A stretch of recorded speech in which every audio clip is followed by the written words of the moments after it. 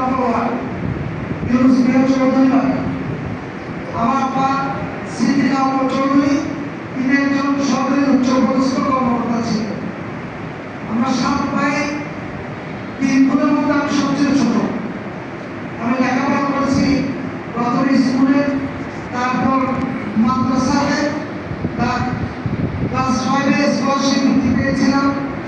ডাকির আলিম ফাজিলও আমি বাইতুশ্বর মাদ্রাসা থেকে পড়াশোনা করেছি।